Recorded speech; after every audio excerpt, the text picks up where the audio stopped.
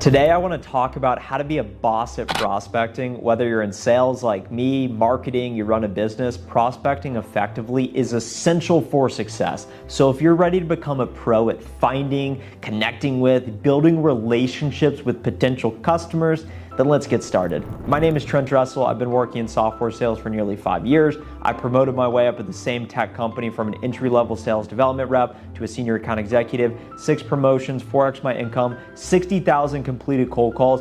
And today I'm going to tell you a story about how I cold called one prospect, a VP at one of my accounts, 47 times over the course of 2 years to eventually set the meeting with them, get their attention, build the relationship, and ended up selling them a $20,000 annual recurring revenue software package. The 4 lessons I'm going to talk about here today, and the 4th lesson is persistent, consistent follow-up. I'll tell you about my sequence, how often I follow up, and the mindset and the strategies you can use to break through any barrier to gain contact with the customers you're reaching out to. Step number 1 is to define who is your customer, who has your money. And we're going to talk about sales in the context of B2B today, business to business. You may be doing B2C, business to consumer sales. Typically those sales are lower value transactional sales where many of the strategies that we're going to talk about today don't really apply because you're not really prospecting consumers at scale. You're prospecting companies because they have all the money. You need to define who is your company, who has your money, who is the buyer persona within that company. Imagine if you were a geologist and you were going to go hunt for fossils. Are you going to go look under dirt in your backyard, or are you going to go fly out to Egypt to find the most fertile dirt with pyramids in the background, where you think you're going to find a T-Rex somewhere in the ground? It's an obvious choice. So when you're prospecting, are you going to reach out to the companies who have the most money to spend on your product, good, or service, or are you going to reach out to the companies that have no money to spend? Start out with your ideal customer profile. Ask yourself, what industry of company are you targeting? Do you just sell into financial services, or do you sell into hospitality, quick service, hotels, business to business, professional services, consulting? What industry do you sell into? What makeup of company do you sell into? Do you only sell into companies with 500 employees less, 100,000 employees or more? Do you sell into a specific geographic location, meaning you just sell into companies in Dallas, Texas, or do you sell nationwide? Be very specific with what types of companies are your ideal customer profile. And then once you have a very clear list of these companies, maybe you have a book of business, you have 100 companies like I do, and you need to figure out which companies do I reach out to. You want to start by looking at revenue, who makes the most money, what industry are they in, has there been a recent announcement in the news where someone's got funding, or maybe there's a new leader in a position that you can sell into. Once you identify these companies, ask yourself who within these companies are your buyer persona. What is the buying department for your solution? Is it marketing folks? Is it IT folks? Is it human resources folks? Once you really understand who it is you're reaching out to, ask yourself, what problems do they have? Why would they buy my solution? What do they actually do day to day? And the better you can understand your buyer persona and the companies you're reaching out to, the more success you're going to have, because in step number 2, you're going to do your research. You're going to reach out and figure out, okay, I know the company, I know who I'm supposed to be reaching out to, but who is that actual person in that role I'm reaching out to? The tools I use to be successful in my sales job to prospect, primarily Salesforce as my CRM, that's my single source of truth. I identify the top companies via my territory planning. I then will use LinkedIn Sales Navigator to go into these companies. Because you go into Navigator, you can actually upload a list of your companies, and then you can start to filter by keyword, and you can look up Vice President of Human Resources, Chief Marketing Officer, COO, whatever it may be. You can start to find your titles. You can search in the keywords for the priorities that your solution may help them with. You can even do filters based on changed job in the last 90 days, prospects who follow your company on LinkedIn. The more research you're able to do and identify who is actually the right person to be speaking with, because you do not want to be in a scenario in which you call in and they say hello and you're like, is this Susie? And they're like, yeah, speaking, and you're already off to a bad start. You want to have a specific reason as to why you're reaching out to every person, so it requires a little bit of research. And then when I identify that correct person, I'll look them up in Zoom Info to find their direct phone number and email, and then I'll add them to a sequence in Outreach. And this manages my calls and emails.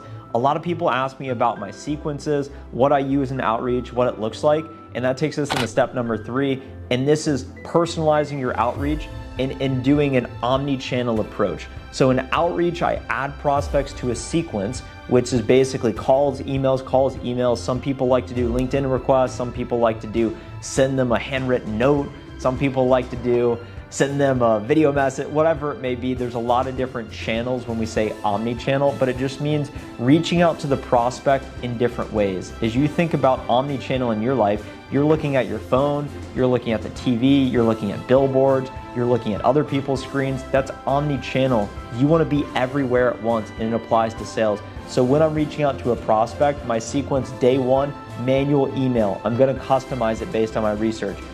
Later day 1, call. Day 2, automated email. Day 3, call. Day 5, automated email. So I'm going to continuously hit these prospects with calls, emails, trying to make the messaging as relevant as possible. I just focus on financial service industries and companies, so banks, credit unions, insurance, brokerages, all of these investment firms. So I have messaging specific to this industry, so it's as targeted as possible. I'm calling, and here's a pro tip for you guys, bonus. I'm sending in, the first step is actually a call, and I will leave them a voice message and say, hey, this is Trent from insert company. I want to share with you what my team has to offer. I will be sending you an email with the subject line, Trent from insert company name. No need to call me back. Take a look at the information and let me know if you have availability so that I can share how we can help your team specifically. Hang up.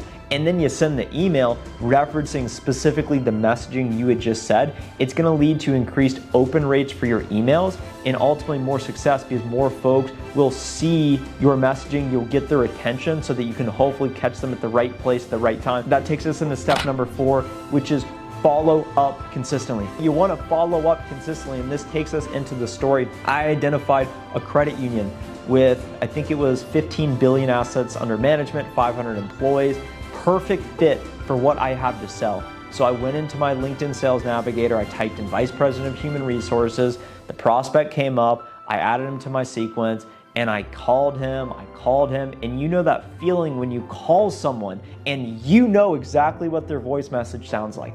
That's the point you want to get to when their receptionist is thinking, this guy again? Hey, you really got to stop calling. Or you've heard their voice message so much that you're thinking about the way they talk in your free time. That's when you know you're truly getting to a frequency, a volume to the point where you're going to break through.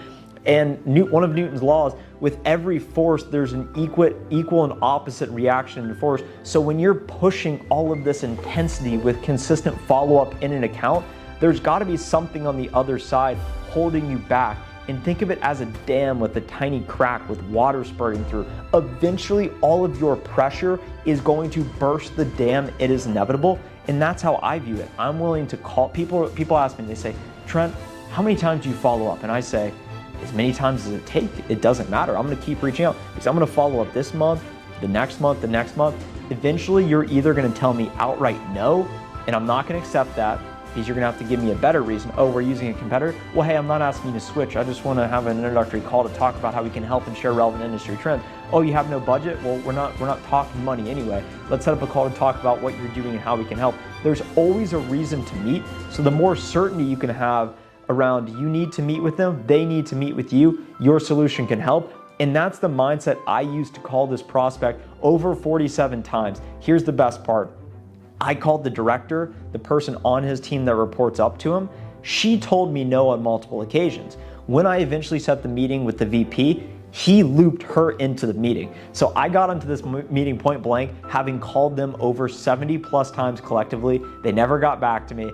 And I made a joke about it. I said, guys, I've been calling you for a long, long time, and I appreciate you giving me your attention so that we can talk here today. They respected me more because I did not give up and I was resilient. And as you think about what is a boss with prospecting, it's not always about the results. It's not about who gets the most pipeline, who sets the most meetings, who closes the most revenue, who gets paid the most.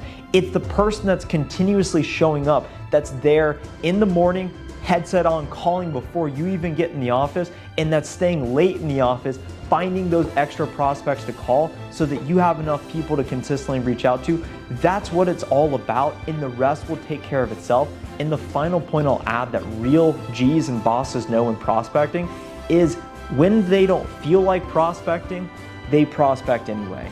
They don't sit around relying on marketing to bring MQCs, inbounds, hoping the reps cost them an op that they can throw in the system.